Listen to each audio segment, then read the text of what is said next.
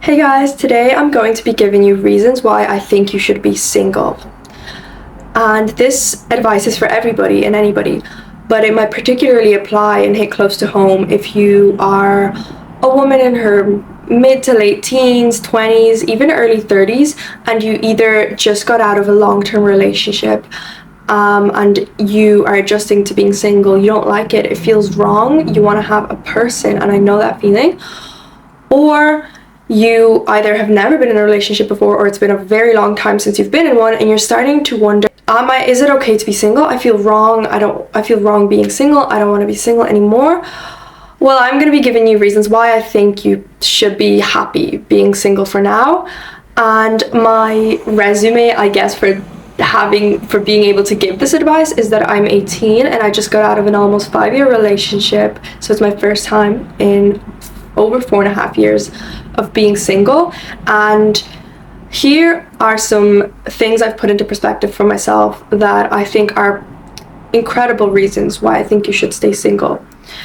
So the first reason is that statistically the odds are in your favor. You will end up finding a long-term partner, whether that's in 5 years or in 10 years. You will likely be single for a shorter time than you will be taken.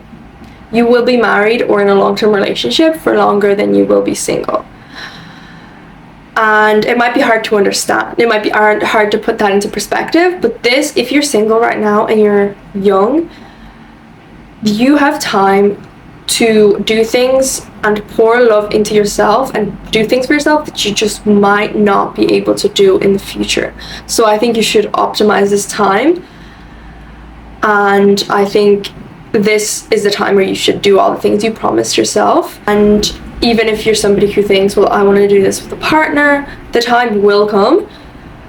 So if your goal is to find a partner, the second reason why I think you should stay single is because your partner will be a reflection of who you are. You know that quote that says, we accept the love we think we deserve? That is an extension of what I'm saying, and I think it's very true that you will attract a partner who, sure, might be compatible with your positive qualities, but they may also reflect your negative qualities, any insecurities that you haven't worked on, either because you just aren't aware yet that they are there, or because you are repressing them, you're ignoring them, you're trying to bottle them up.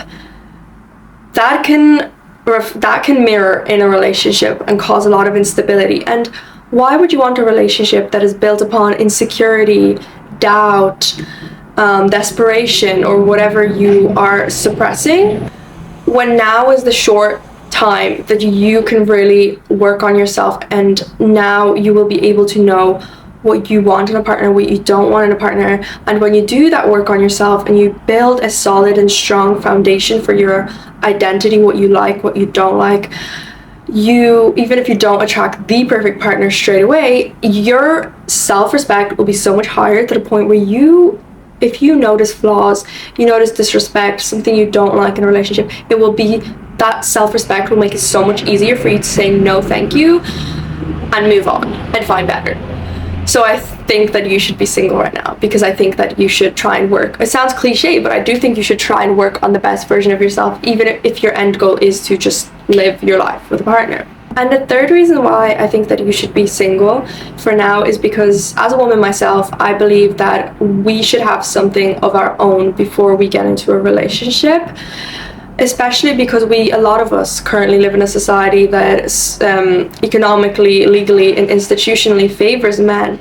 And if you do come into a relationship and you start acquiring and building resources that are equally shared with a partner, and the relationship does go rocky, there is a chance that you will lose quite literally everything. And I think that a lot of women do realize that when they're in their 20s and their 30s, but by then it is a little bit late. Not saying that it's impossible, because it's always possible to rebuild again, but I think if you realize that before you get into a relationship, that, even the greatest men or greatest partners can end up not being who we think that they are. And it's just important that we have something that belongs to us.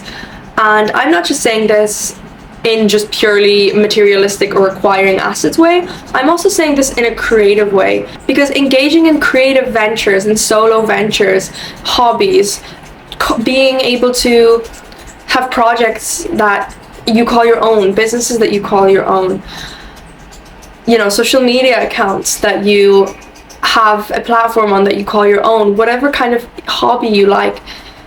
It's just a great way to also get to know yourself, because if you do, you know, get out of a relationship and you don't really know what to turn to, who to turn to, you will have those creative projects there, and I think it will just help to develop you. It kind of ties back to my first point where I talked about how I think that you should get to know yourself. That will help you get to know yourself. The last and most important reason why you should allow yourself to be single for a while is because being single doesn't mean decentering love from your life. I think that people have a limiting belief that love is limited to one-on-one relationships, whether it be a platonic or a romantic relationship, or even a loving relationship between a human and a pet.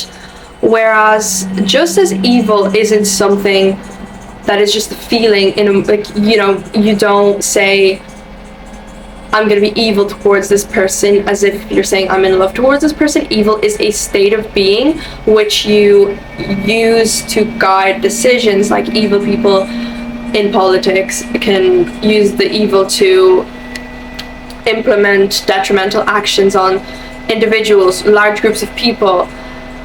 Love can be used in the same way because it's the opposite. It's the opposite of on the twin pole.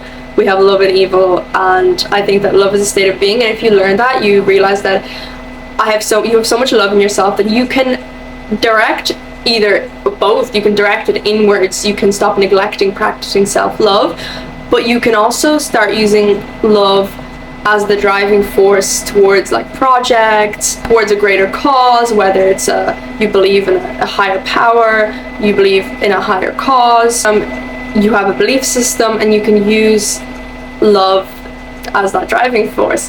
And that is great, because not only does it help you connect with so many new amazing people who will truly appreciate that love that you give out, they will want to join your cause, or even if they just see that you're somebody who like loves yourself so much, they're going to want to be a part of, you know, they're going to want to know how you did that, how you got there. And then that obviously, that self-love and knowing that you can operate just purely off love even externally creates such, like I mentioned earlier, such a great base of self-security that you're no longer going to let negative like relationships and people and toxic people into your life.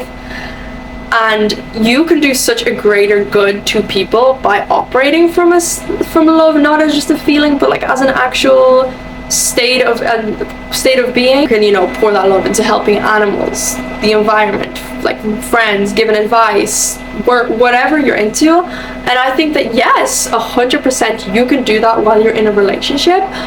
But this video was particularly for people who feel like they can't be single, who feel like they have to constantly be pouring love and receiving love just from a relationship. And I can make an in-depth video on any of these particular factors, or I can make a video on a tutorial on how to achieve those states, although I'm still working on them myself. But I hope this video was just helpful and resonates with somebody. And like and comment for more. It was so nice to have you.